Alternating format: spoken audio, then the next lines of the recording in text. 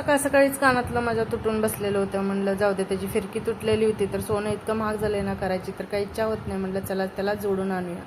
त्याच्यानंतर ना सकाळी सकाळी म्हणलं पपिता चिरून ठेवूया, म्हणजे नाश्ता केल्यानंतर ना ते खाऊन घेता येईल. तर आज मस्त असं पास्ता बनवलेला होता.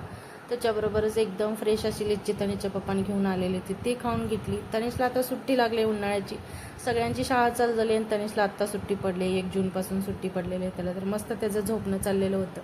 त्याच्याबरोबर ना मग इथं स्वयंपाकाला घातलेलं होतं. तर आज हिरव्या मुगाची ना मस्त असं कुकरमध्येच डायरेक्ट भाजी बनवून घेतलेली होती. स्वयंपाक करून घेतला आणि त्याच्यानंतर मग कढईमध्ये ना कमी गॅसवरती शेंगदाणं भाजून घेतलं. चटणी बनवायची होती, त्याचे सगळे सालं काढून घेतले आणि त्याच्यानंतर ना मग इथं चटणी बनवायला घेतली. तर एकदम छान असं चटणी बनते.